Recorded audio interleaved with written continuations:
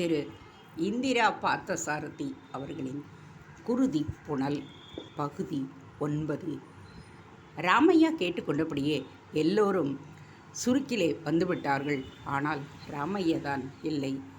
கோபால் போலீஸ்காரர்கள் ராமையாவை கைது செய்து கொண்டு போன தகவல் அவர்களிடம் சொன்னான். அவங்க ஆள்லேயே ஒருத்தன் சொன்ன பழியை நம்மோட காம்ரேட் மேலே போட்டுட்டான். படுபாவி நாயுடு, இப்போது நாம் அவசரப்பட்டு ஒன்றும் செய்யக்கூடாது. இதுக்காக நாம் போய் நாயுடுவை போய் தாக்கினோம்னா அவன் பக்கம் பலகீனமாயிடும். நாயுடுங்கிற தனிப்பட்ட ஆளை கொண்டுட்டா மாத்திரம் இந்த பொது பிரச்சனை தீர்ந்து போயிடாது. இதையும் நாம் நினைவிலே வச்சுக்கணும். அதனால் நாம் முன்னாடியே தீர்மானித்தபடி புதுசாக வர்ற பண்ணையாளுங்க கிட்டே பேசி பார்ப்போம். இந்த விஷயத்தை சொல்லுவோம். நாயுடு எப்பேற்பட்ட கொலைக்காரர்னு அவங்களும் நம்ம கூட சேர்ந்துட்டா இப்போ என்ன செய்ய சொல்கிறீங்க? நாயுடு நம்ம சாரோட உள்ளே தள்ளி இருக்கிறத அவனை ஒன்றும் செய்யாமல் சும்மா விட்டுருணுங்கிறீங்களா என்றான் கூட்டத்தில் இருந்த ஒருவன். கோபால் அவனை உற்று பார்த்தான். இவன் பெயர் என்ன? வேடிக்கையான பெயர், நினைவுக்கு வரவில்லை. அம்மாசி சொல்கிறது சரிதான். பொது பிரச்சனையாவது மண்ணாங்கட்டியாவது அந்த தேவடியாமவனை விட்டுனா தான் என் மனசு ஆறும் என்று சொல்லிக்கொண்டே அங்கே வடிவேலு வந்தான். கோபால் சிவாவை பார்த்தான். அவன் ஒன்றும் பேசாமல் கண்ணங்கரையில் என்று தெரிந்த தென்னை மரத்தை பார்த்து கொண்டிருந்தான். தனக்கு ஆதரவாக இவனாவது பேசக்கூடாதா? போலீஸ்காரங்க காம்ரேடை இழுத்துக்கிட்டு போகிறப்போ நீங்கள் அதை பார்த்துக்கிட்டு சும்மாவாக இருந்தீங்க என்றான் ஒருவன். நாங்கள் எவ்வளவோ சொன்னோம், அவங்க கேட்கல. அவர் கொலை செய்யலைன்னு அவங்களுக்கு தெரியாதா? நாயுடு தன் அரசியல் பலத்தை வச்சு நாட்டாமல் செய்கிறப்போ நாம் என்ன செய்ய முடியும்? நாம் எல்லோரும் கூடி பதில் சொன்னாதான் அவங்களுக்கு புரியும் என்றான் கோபால். நாம் எல்லோரும் கூடி பதில் சொல்கிறதுக்காக இந்த ஊரில் உள்ள எல்லாரையும் ஒவ்வொரு ஆளாக அவன் தீர்த்துக்கிட்டுருவான். அவன் தீர்த்தா தான் இந்த பிரச்சனை வழி உண்டு. அது இல்லாமல் புதுசாக வர்ற பயல்க நம்மளோட சேருவாங்க, அது இதுன்னு நினச்சிக்கிட்டு சொப்பனம் காண்பது கையாலாகத்தனம் என்றான் வடிவேலு. தனிப்பட்ட முறையில் நாயுடுவை பழிவாங்க வேண்டும் என்ற எண்ணம் வடிவேலுவின் ஆத்திரத்தை கோபால் புரிந்து கொண்டான். ஆனால் வடிவேலுவுக்கோ அல்லது ராமையாவுக்கோ ஒரு போராட்டத்தின் முக்கியத்துவை ஒரு தனி ஆளை கொள்வதன் மூலம் தீர்த்து கொண்டு அதை கொச்சப்படுத்தலாமா? ராமையா போ இதான் என்கிட்ட சொல்லிட்டு போனார். முதல்ல அவங்கள பார்த்து பேசுவோம். அவங்க நாம் சொல்கிறதுக்கு உடன்படலைன்னா அப்புறம் நடக்க வேண்டியதை பார்ப்போம். நம்ம காம்ரேட் ராமையா பேரில் பதுப்பு வச்சிருக்கிறது உண்மைனா இப்படி செய்கிறது தான் நல்லதுன்னு எனக்கு படுது என்றான் கோபால். அவங்க நம்ம பக்கம் வருவாங்கன்னு நீங்கள் நினைக்கிறீங்களா? அவங்க சோத்துக்கு வழி இல்லாமல் வர்றவங்க. ஒரு பெரிய போராட்டத்துக்கு தயார் பண்ணணுன்னா அவங்க தொடர்ந்து இன்னும் கொஞ்ச நாள் பட்டி கிடக்கணும். இதுக்கு சம்மதிப்பாங்க அவங்கன்னு நீங்கள் நினைக்கிறீங்களா என்றான் வடிவேலு. அவங்கள சந்தித்து பேசுகிறதுல என்ன தப்பு என்று கேட்டான் கோபால். சரி, செய்கிறத உடனே செய்வோம் வாங்க என்றான் ஒருவன். எல்லோரும் புறப்பட்டனர். தென்னந்தோப்புக்கு சென்று ஒத்தையடி பாதை அருகில் இருந்த கால்வாய் பக்கமாக அவர்கள் நின்று கொண்டனர். புதிய பண்ணையாட்கள் கண்ணையா நாயுடுவின் வீட்டை தாண்டி வலப்பக்கமாக கால்வாய்க்கு அருகே வந்து கொண்டிருந்தனர். கோபால் சொன்னான், நீங்கள் இங்கே இருங்க, நானும் சிவாவும் போய் அவங்கக்கிட்ட பேசி பார்க்குறோம். நாங்கள் இவங்கக்கிட்டே ஒரு வம்பும் செய்ய வேணாம். வடிவேலு சொன்னாப்பில் இவங்க சோத்துக்கு வழி இல்லாமல் வேலை செய்ய வர்றவங்க. நம்ம மாதிரி இவங்க இல்லை. நாம் சொல்கிறத இவங்க கேட்காட்டி அப்புறம் என்ன செய்கிறோமோ அதை செஞ்சுக்குவோம். சரி, போய் பேசி பாருங்க என்றான் அம்மாசி. விடியத் தொடங்கி விட்டது. உணவை தேடி செல்லும் பறவைகளின் ஒலி கேட்டது. சாம்பல் பூத்த வேளையாக இருந்தாலும் கால்வாயை தாண்டி செல்வது என்பது அவ்வளவு சுலபம் இல்லை. ஏற்கனவே மிகவும் களைத்திருந்த கோபாலுக்கு கால் சற்று இடறி விழப்போனவனை சிவா பிடித்து கொண்டான். புதிய பண்ணையாட்கள் இவர்கள் வருவதை பார்த்து மேலே தொடர்ந்து நடக்காமல் அப்படியே நின்று விட்டனர். நீங்கள் தானே புது பண்ணையாளுங்க என்று அவர்களை கேட்டான் கோபால். ஒருவரும் பதில் சொல்லவில்லை. நாம் எல்லோருமே ஏழைங்க தான். காசு இருக்கிற திமிரில் உங்களை மாதிரி ஏழைகளை கொண்டே இந்த ஊர் ஏழைங்க வயிற்றில் அடிக்கிறானே இந்த நாயுடு. இன்னுமா இது உங்களுக்கு தெரியல? நாம் ஒன்று சேராட்டி நம்ம எல்லோரையும் போட்டு மிதிச்சிடுவான் படுபாவி. இதை நீங்கள் இன்னுமா புரிஞ்சிக்கல என்றான் கோபால். சரி, நாங்கள் நாயுடுக்காக வேலை செய்யலை. எங்கள் எல்லாரையும் வச்சு நீங்கள் சோறு போடுவீங்களா? சொல்லுங்கள், நாங்கள் எத்தனை நாள் பட்டினின்னு உங்களுக்கு என்னையா தெரியும் என்றான் அவர்களில் ஒருவன். நாங்கள் சாப்பிட்ற சாப்பாட்டை நிச்சயம் போடுவோம், சந்தேகம் வேண்டாம். சரி, இப்போ உங்களுக்கு கொஞ்ச நாளைக்கு நாயுடு சோறு போடுவான், அப்புறம் உங்கள் வயிற்றுலேயே அடிக்க மாட்டான்னு சொல்ல முடியுமா? சொல்லுங்கள். அதோ பாருங்க, அவரை சாப்பாட்டு கடைக்காரரு வடிவேலு அவரை என்ன பாடுபடுத்தி இருக்கான்னு நாயுடு. அவனை பார்த்தா உங்களுக்கு தெரியல? அவனோட ஆளிலேயே ஒருத்தன் இன்னொரு ஆளை கொன்னுட்டான். அந்த பழியை ராமையா பேரில் போட்டு உள்ளே தள்ளி இருக்கானே, இவனை நீங்கள் நம்புறீங்களா? இதுக்கும் தற்கொலைக்கும் என்ன வித்தியாசம்னு நீங்களே சொல்லுங்க என்றான் கோபால். இப்போ என்ன செய்யணுங்கிறீங்க என்றான் அவர்களில் இன்னொருவன். இந்த கொலைகாரனுக்காக வேலை செய்யாதீங்க. நாம் ஒத்துமையாக இருந்தோன்னா நம்ம யாராலையும் ஒன்றும் செய்ய முடியாது என்றான் கோபால். இதற்குள் அங்கு 10-15 போலீஸ்காரர்கள் வந்துவிட்டார்கள். அவர்கள் நாயுடு வீட்டில் இருந்துதான் வந்திருக்க வேண்டும் என்று சிவாவுக்கு பட்டது. அவன் ஒன்றும் பேசாமல் நின்று கொண்டிருந்தபடியால் நாயுடு வீட்டு பக்கமாக அவர்கள் வருவதை அவனால் கவனிக்க முடிந்தது. என்னையா தகராறு என்று கேட்டுக்கொண்டே ஒரு போலீஸ்காரன் தடியை சுட்டி கொண்டே கோபாலின் அருகில் வந்து நின்றான். ஒரு தகராறும் இல்லை. விஷயத்தை தகராறாக்கத்தான் நீங்கள் வந்திருக்கீங்கன்னு எனக்கு தெரியும் என்றான் கோபால். வேலை செய்ய போகிறவங்கள தடுக்கிறது சட்டப்படி குத்தம் தெரியுமில்ல என்றார் அந்த போலீஸ்காரர். நான் அவங்கள வேலை செய்ய வேணாம்னு கேட்டுக்கிட்டேன். வேலை செய்ய போகிறதும் போகாமல் இருக்கிறதும் அவங்க விருப்பம். நீங்கள் அவங்கள வற்புறுத்தி வேலை செய்யுங்கன்னு சொல்லிட முடியாது என்றான் கோபால். வேலைக்கு போகிறவங்களுக்கு பாதுகாப்பு தந்தாதான் அது கொடுக்கத்தான் நாங்கள் வந்திருக்கோம். தாறுமாறா இங்கே ஏதாச்சும் நடந்ததுன்னா அப்புறம் போலீஸ்காரங்க பொல்லாதவங்கன்னு சொல்லக்கூடாது. சரி போங்கடா, நீங்கள் வம்பளத்துக்கிட்டு நிற்காதீங்க. யாரா அவன் யோக்கிய மாதிரி பேசிக்கிட்டு நிற்கிறது என்று குரல் கேட்டதும் கோபால் திரும்பினான். கண்ணையா நாயுடு. அவர் அருகில் பங்கஜம் நின்று கொண்டிருந்தாள். கனகசபை சொன்னது உண்மையாகத்தான் போய்விட்டது. நாயுடு அவளை வழியில் மடக்கி இருக்கிறான். மனதில் ஒரு திட்டம் வகுத்துத்தான் அவன் அவளை இங்கு கூட்டி வந்திருக்கிறான். தன்பால் அவளுக்கு சபலம் ஏற்பட்டது என்பது உண்மையாக இருந்தாலும் அவள் இந்த கிராமத்தில் தான் நாயுடு கூட நிரந்தரமாக இருக்க வேண்டும் என்பதை உணர்ந்திருப்பாள். வேறு என்ன ஆசை கட்டி அவளை தன் திட்டத்துக்கு உடன்படியாக செய்திருப்பார்? நிலைமை பொது பிரச்சனையை பற்றி மற்றவருக்கு அறிவுரை வழங்க தனக்கென்ன வாய் இருக்கிறது? பொது பிரச்சனையை இப்பொழுது கொச்சைப்படுத்தியிருப்பது யார்? பங்கஜம் சொல்லேண்டே இந்த மடப்பசங்களுக்கு இவங்கள தலைவனான யோகியதே என்றார் நாயுடு. இதற்குள் கண்ணையா நாயுடுவை கண்டதும் கோபால் அவர்களை கால்வாயின் மறுகரையில் இருக்கச் சொல்லி இருந்ததும் மற்றவர்கள் அதை தாண்டி வந்து விட்டார்கள். இந்த அடியாயத்தை நான் என்னன்னு சொல்லுவேன்? பட்ட பகல்லையே வந்து இந்த படுபாவி என்னங்க, நான் பொம்பளை, என் வாயால் அதை எப்படி சொல்கிறீங்க என்றாள் பங்கஜம். தரங்கிட்டவ நீ சொல்கிறத நாங்கள் நம்பவா போகிறோம் என்று ஆவேசன் வந்தவன் போல் கத்தினான் வடிவேலு. அடைச்சி கேளுடா இவளை, என்கிட்டே படுத்துக்கிட்டானா இல்லையா என்ன என்று சீறினாள் பங்கஜம். கோபால் ஒன்றும் பேசாமல் நின்று கொண்டிருந்தான். அவள் சொல்வது பொய் என்று சுலபமாக வாயளவில் சாதித்து விடலாம். ஆனால் அது அவனால் முடியாது. கோபாலின் மௌனம் அங்கிருந்த அனைவரையும் திகைக்க வைத்து விட்டது. ஊமக்கோட்டா மாதிரி ஏன் சும்மா நிற்கிறார்? பார்த்துக்கிட்டீங்கல்ல, பாப்பாத்திக்கிட்டேயும் இந்த பையன் வம்பு பண்ணானாங்கிறப்ப நம்ப மாட்டேன்னு சொன்னீங்களே, பார்த்துக்கிடுங்க என்றான் ஞாயிறு. அடப்பாவி, முழு பூசணிக்காயை சோத்தில் மறைக்கிறியே. இரும்பு கணக்காக இருந்த என் உடம்பை எலும்புதொலுமாக ஆக்கிட்டு எனக்கு பேச்சு வேற வேண்டி இருக்கா? பேடிப்பயம் அவனே, பாப்பாத்தியை இவரா கெடுத்தாரு என்று குரல் எழுப்பி கூப்பாடு போட்டான் வடிவேலு. கழுதை மாதிரி கத்துனா உன்னை எல்லோரும் நம்பிடுவாங்களா? ஏய் பங்கஜம், பாப்பாத்தியை கூட்டியா, அவளை சொல்லட்டும் என்ன நடந்ததுன்னு. புதிய அதிர்ச்சி. பாப்பாத்தியை மறுபடியும் கொண்டு போய்விட்டான். அவள் குடிசைக்குள் தனியாக அனுப்பி இருக்கக்கூடாது. நேற்று ராமையா சொன்ன பொழுது அவர் அப்படி செய்தது சரியா என்ற சந்தேகம் தனக்கு வரவில்லை. துணைக்கு ஆள் இருப்பதாக அவர் சொன்னார். ஆனால் அந்த ஆள் யார் என்றுதான் அவரை கேட்கவில்லை. சிவாவுக்கும் இதை கண்டதும் அதிர்ச்சி ஏற்பட்டது. நேற்று அவளை பார்த்த பொழுது அவனுக்கும் சந்தேகம்தான். மனம் குழம்பிய நிலையில் அவள் இருப்பது போல் அவனுக்கு பட்டது.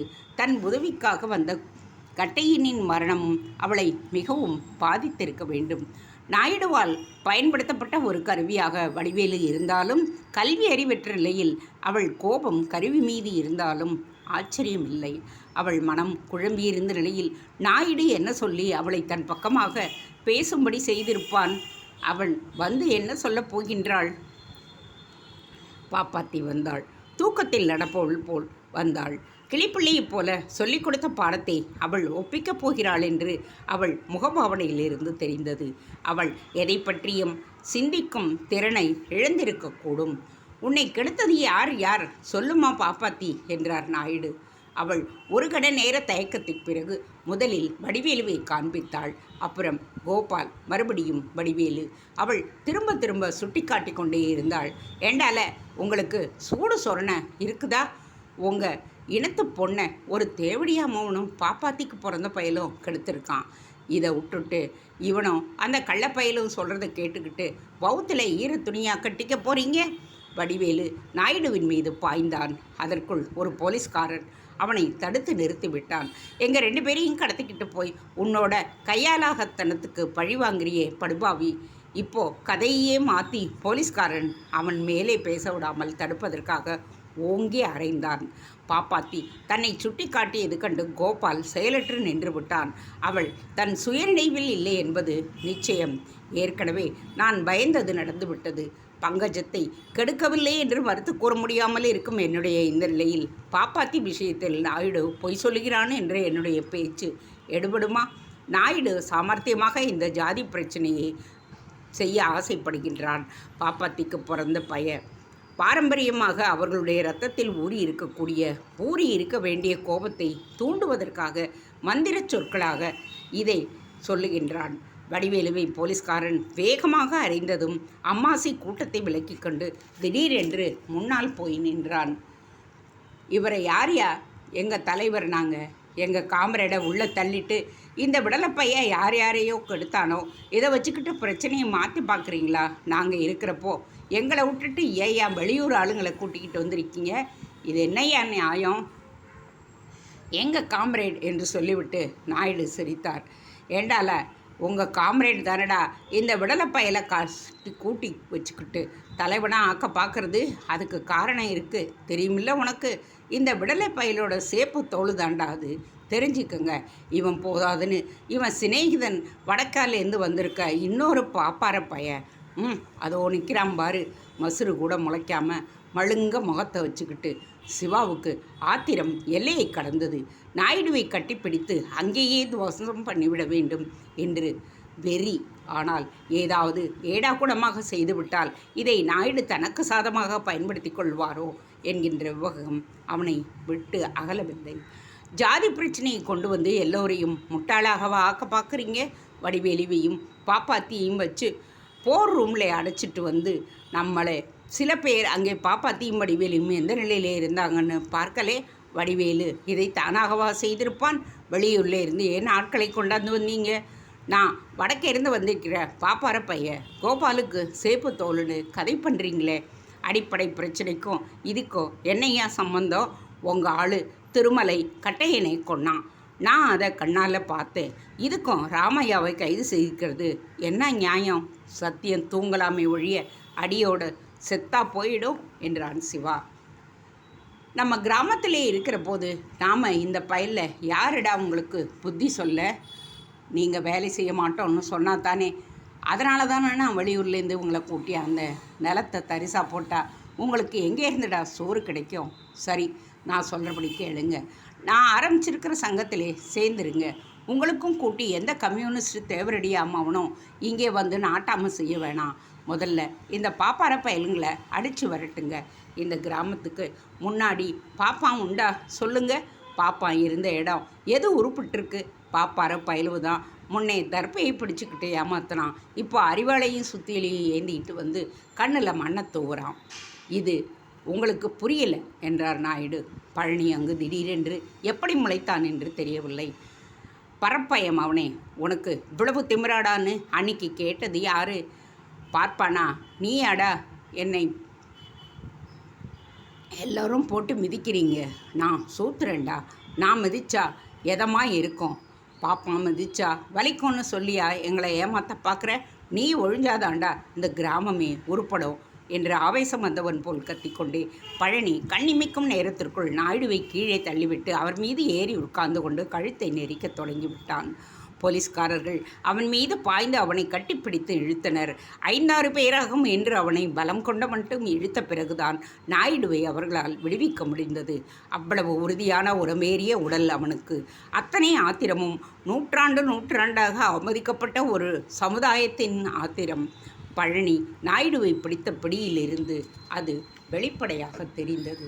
பழனியின் தாக்குதலுக்கு முதல் பலி பண்ணையாட்களுடன் தந்திரமாக பேசி நிலைமையை சமாளிக்கலாம் என்ற நாயுடுவின் சாமர்த்தியமான திட்டம். எல்லையற்ற சினத்தின் காரணமாக அவருடைய உண்மையான சொரூபம் வெளியாயிற்று. பரப்பைய என்னை ஏறி மிதிச்சிட்டானே, பரப்பைய என்னை ஏறி மிதிச்சிட்டானே என்று திரும்ப திரும்ப சொல்லிக்கொண்டே கோபத்தில் உடம்பு ஆட அவர் மேலேயே என்ன செய்வதென்று தெரியாமல் செயலற்று நின்று விட்டார். அவர் திரும்பி பார்த்தார். பங்கஜம் லேசாக புன்னகை செய்வது அவருடைய கண்களுக்கு தெரிந்துவிட்டது. சி நாய்களா, போங்கடி வீட்டுக்கு. சேப்பு தோலை கண்டதும் சேலையை அவுத்துட்டு நிற்கிற நாய்க்கு சிரிப்பா வேண்டி இருக்கு, போடி உள்ள என்று கத்தினார். பங்கஜம் பாய்ந்தவாறு பாப்பாத்தியை அழைத்து கொண்டு போய்விட்டாள்.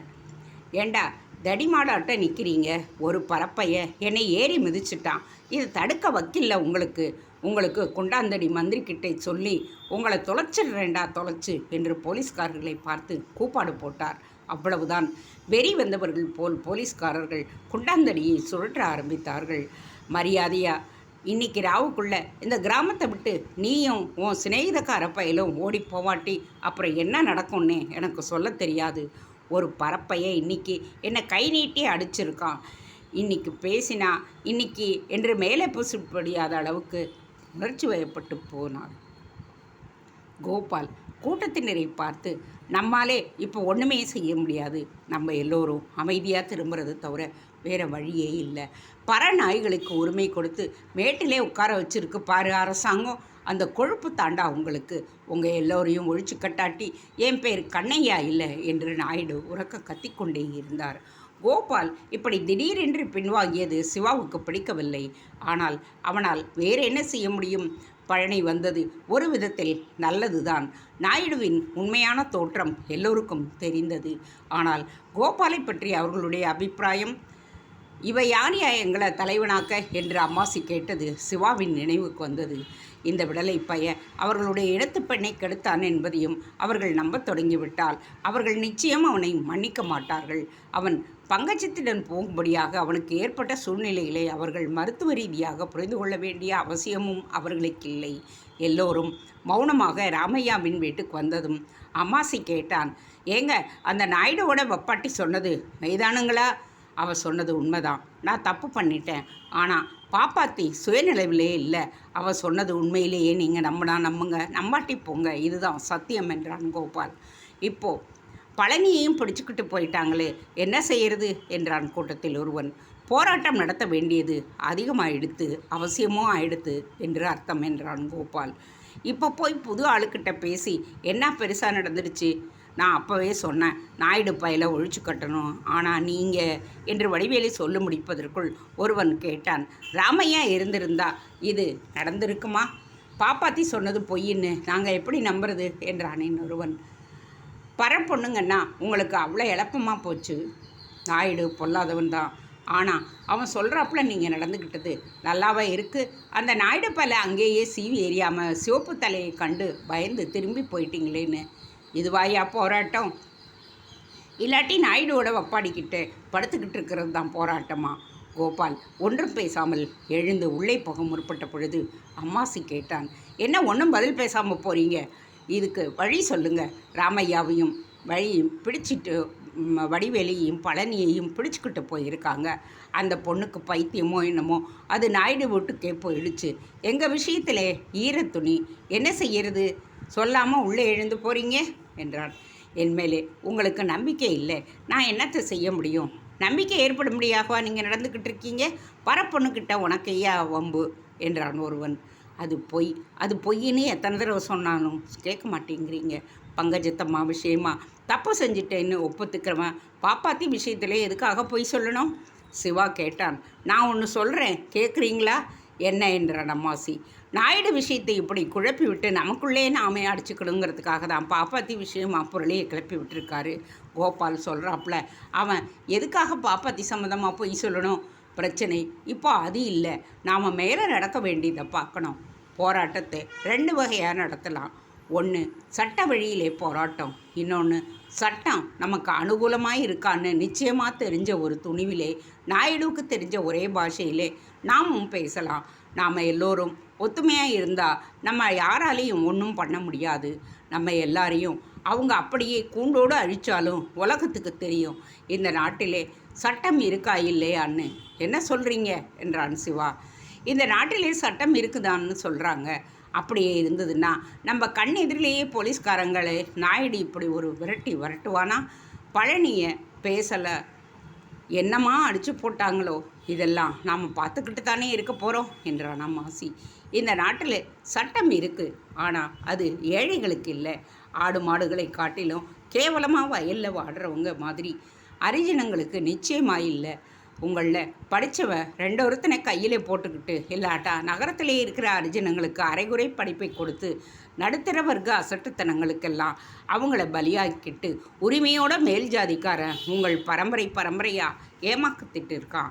நாம் இன்றைக்கி போராட்டத்திலே வெற்றியடையாமல் இருக்கலாம், ஆனால் மற்ற இடங்கள்லேயும் போராட்டம் ஏற்படுறதுக்கு இது ஒரு தூண்டுகோலாக அமையலாம். நானும் படித்தவங்கிற பாவத்தினாலே சட்டப்படி போராடுறதா, இல்லாட்டி நாடு முழுவதும் ரஷ்யாவிலே ஏற்பட்ட மாதிரி ஒரு பெரிய புரட்சியாக எது இந்த நாட்டோட இழிவான நிலையை அடியோடு மாற்றும்னு குழம்பி போய் கிடந்த. ஆனால் இந்த நாட்டிலே ரஷ்யாவில் ஏற்பட்ட மாதிரி புரட்சி ஏற்படாத ஒன்று தோணுது. அந்த அளவுக்கு ஜாதி ஏற்றத்தாழ்வுகளும் இந்த ஊரில் இருக்கிறவன் 2 மைல் தள்ளி இன்னொரு ஊரில் இருக்கிறவங்கள அசலூர்காரன்னு சொல்லக்கூடிய அளவுக்கு அத்தனை வேற்றுமை மனப்பான்மையும் நம்ம ரத்தத்திலேயே ஊறி கிடக்கு. ஒரு பெரிய புரட்சியை நடத்தி கொடுக்குற அளவுக்கு அப்பேற்பட்ட ஒரு வலுவான தலைவரும் நமக்கு இங்கே இல்லை. அதனால் எனக்கு படுறது என்னென்னா, சிறுக ஆங்காங்கே ஏற்பட்ட சின்ன புரட்சி மூலம்தான் நாட்டு ஜனங்க எல்லோருக்கும் ஒரு விழிப்புணர்ச்சி ஏற்படலாம்னு. அதை இப்போது நாம் நடத்தி காட்டுவோம் என்றான் சிவா. கோபால் சிவாவை பார்த்து கொண்டே நின்றான். அவன் மனதில் லேசாக ஒரு பொறாமை உணர்ச்சி ஏற்பட்டது. எப்படி பேசுகிறான்! தன்னாலும் பேச முடிந்திருந்தும் ஒரு இயக்கத்தை கட்டி கொடுக்கும் அளவுக்கு அந்த பலகீனத்துக்கு அடிமையாகாமல் இருந்திருந்தால் பாப்பாத்திக்கு என்ன ஆகிவிட்டது? அவள் ஏன் தன்னை சுட்டி காட்டிக்கொண்டே இருந்தாள்? சித்த சுவாதீனமற்ற முறையில் இருந்த அவளிடம் நாயுடு ஆட்டோ சஜஷன் மூலம் இந்த கருத்தை வலியே புகுத்தி இருப்பானோ? அப்படி செய்திருந்தால் ஆச்சரியமில்லை. ஆட்டோ சஜஷன் என்ற பெயர் தெரியாமல் இருந்திருக்கலாம். ஆனால் திரும்ப ஒரே கருத்தை வற்புறுத்தி கூறினால் மன வலிமையற்றவர்கள் அதை நம்ப தொடங்கி விடுவார்கள் என்பது படித்தவனோ படிக்காதவனோ எல்லோருக்கும் அனுபவம் மூலமாக தெரியும். ஜனங்கள் என்னை தூக்கி எறிந்து விட்டார்கள். தலைவனாக வர வேண்டும் என்ற அரசியல் நோக்கத்தோடு இந்த கிராமத்துக்கும் வரவில்லை. ஆனால் சந்தர்ப்பங்கள் அத்தகைய ஒரு சூழ்நிலையை உருவாக்கின. என்னை தேடிக்கொண்டு வந்த சிவா இப்பொழுது ஒரு அரசியல் தலைவனாக உருவாகி கொண்டிருக்கிறான். இதுதான் வேடிக்கை. எல்லோருக்கும் கோபம் இருக்கிறது. ஆனால் கோபத்தின் காரணமாக ஒரு இயக்கத்தை நடத்தும் பொழுது ஒருவன் தனிப்பட்ட பலகீனங்களுக்கு அடிமையாகக்கூடாது என்ற அரிச்சுவடி பாடம் எனக்கு தெரியாமல் போனதற்கு யாரை நொந்து கொள்ள முடியும்? அதுவும் விக்கிரக வழிபாட்டில் ஊன்றி திளைத்த இந்த நாட்டு மக்கள் தங்கள் தலைவர்களை அப்பழுக்கற்ற லட்சிய தலைவர்களாகத்தான் காண விரும்புகின்றார்கள். மக்களின் இந்த மனோபாவத்தை நன்கு உணர்ந்து கொண்டவர் காந்தி ஒருவர்தான். அதனால்தான் அவருக்கு இருந்த செல்வாக்கு இன்னும் யாருக்கும் ஏற்படவில்லை.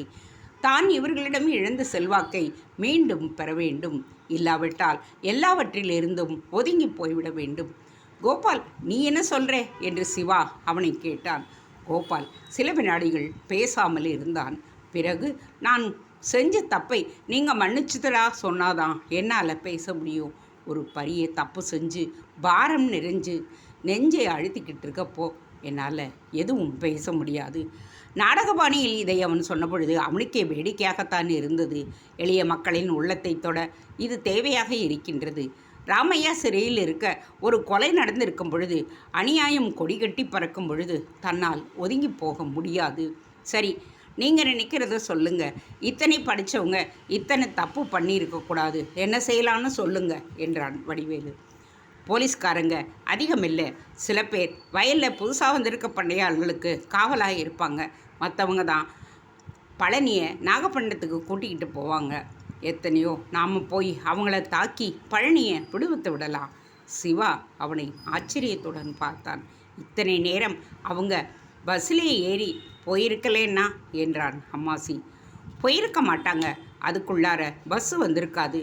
நாம் நடத்த போகிற போராட்டத்தின் முதல் கட்டமே இதுதான் என்றான் கோபால். சரி, எல்லோரும் அவங்கவுங்க அறிவாள் கம்புகளோட புறப்படுங்க என்றான் வடிவேலு. புரட்சி ஓங்குக என்று கோஷம் வானை பிளந்தது. கூட்டம் திடுதிடுவென்று சேர்ந்து விட்டது. 100 பேருக்கு மேலே இருக்கும். கோஷங்கள் எழும்ப எழும்ப எல்லோரும் ஒரு பரவச நிலையை அடைந்தார்கள். நூற்றாண்டுகளாக தாங்கிக் கொண்டிருந்த ஒரு ராட்சசன் உறக்கம் கலைந்து விழித்தெழுவது போல் இருந்தது. இந்த சந்தர்ப்பத்தை நாம் பயன்படுத்திக்கலேனா நமக்கு கதிமோட்சமே கிடையாது என்றான் சிவா கோபாலிடம். கோபால் உணர்ச்சி வயப்பட்ட நிலையில் இருந்தான். சிவா சொல்வது உண்மைதான். ஒரு குக்கிராமத்தில் நடக்கப் போகின்ற இந்த போராட்டம் நாடெங்கும் ஊழித்தீயாக பரவி இந்த 10ஆம் பசலி சமுதாயத்தை அடியோடு மாற்றப் போகின்றது என்று சொல்ல முடியாவிட்டாலும் வரவேண்டிய ஒரு மாபெரும் புரட்சிக்கு அது வித்திடலாம். வயலில் வேலை செய்கிற பயல்களுக்கு போலீஸ்காரங்க காவலாக இருக்காங்களே, அவங்கள தாண்டி போக முடியுமா என்று கேட்டான் ஒருவன். 15 பேர் இருக்காங்க, சமாளிச்சிடலாம் வாங்க. அவர்களையும் பழனியை கூட்டிக்கிட்டு 4 பேராவது போயிருக்க மாட்டாங்களா என்று கேட்டான் ஒருவன். அவர்கள் புறப்பட்ட ஒற்றையடி பாதையை தாண்டி மறுபுறமாக சென்றார்கள். அன்று கால்வாயில் வெள்ளப்பெருக்கெடுத்தோடி நீர் மிகுதியாக ஓடிக்கொண்டிருந்தது. அதன் சலசலப்பு வழக்கத்துக்கு அதிகமாக கேட்டது. சேரிகள் ஆங்காங்கே பெண்களும் குழந்தைகளும் அவர்களை ஆரவாரத்துடன் வரவேற்றது அவர்களுக்கு மிகுந்த உற்சாகத்தை தந்தது. இன்னமும் உரத்த குரலில் கோஷங்கள் எழும்பின. குடியானவ தெருவில் சிலர் அவர்களுடன் செல்லலாமா வேண்டாமா என்று தயக்கத்துடன் நின்று கொண்டிருந்தனர். கோபால் அவர்களையும் தங்களுடன் சேர்ந்து கொள்ளும்படி அழைத்தான். இது எல்லோருக்கும் பொதுவான பிரச்சனை. பரப்பைய கள்ளப்பையன்னு எல்லோரையும் திட்டிக்கிட்டு இருக்க நாயுடுவை நாம் அடக்காட்டி நாம் சும்மா இருந்தது எவ்வளவு தப்புன்னு பின்னால் நமக்கு தோணப்போகுது. கள்ளப்பையன்னு ராமையா பேரில் பொய்க்குத்தம் சாற்றி உள்ளே தள்ளி இருக்கான். பரப்பையன்னு பழனியையும் பிடிச்சிக்கிட்டு போகும்படியாக பண்ணிட்டான். இப்போ நீங்கள் என்ன செய்ய போகிறீங்க? சாரி, வாங்க அண்ணே, நாமளும் போகலாம் என்றான் ஒரு இளைஞன். இளவட்டம் நீ போ. இளவட்டம் முதுவட்டம் என்னங்க இதில்? ராமையாவை பிடிச்சிக்கிட்டு போயிருக்காங்க. அவர் என்ன இளவட்டமா? சோழகர் வீட்டில் புள்ள பேசுகிறத பார்த்தீங்களா என்று பீடியை பற்ற வைத்து கொண்டே கேட்டார் கலியமூர்த்தி தேவர். அவருக்கு 60 வயதுக்கு மேல் இருக்கலாம். அவருடைய முகத்தில் தோன்றிய புன்னகை இந்த போராட்டத்தை அவர் வரவேற்கிறார் என்பதை எடுத்து காட்டியது. அவர் ராமையாவுக்கு ஏதோ தூரத்து உறவு என்று கோபாலுக்கு ஞாபகம். ராமையாவை கம்யூனிஸ்ட் கொள்கைகளுக்காக அவரோடு அதிகமாக பேச்சுவார்த்தை வைத்து கொள்ளாத அவரே இப்பொழுது இப்படி பேசுகிறார் என்றாலும் கோபாலுக்கு நம்பிக்கை ஊட்டியது அது. அந்த ஊரில் வசதியான குடும்பத்தைச் சேர்ந்தவர்களை தவிர மற்ற யாருக்கும் கண்ணையா நாயுடுவை பிடிக்காது. கிராமத்தில் உள்ள முக்கால்வாசி நிலம் 4 குடும்பங்களுக்குள் தான் சொந்தம். அரசாங்கம் கொண்டு வந்த உச்சவரம்பு சட்டமெல்லாம் கண் துடைப்பு வேலை என்பது எல்லோருக்கும் தெரிந்த விஷயம்தான். பொருளாதார ரீதியாக ஊர் ஜனங்களுக்கும் சின்ன குடியானவர்களுக்கும். தேங்க்ஸ் ஃபார் வாட்சிங். Please subscribe.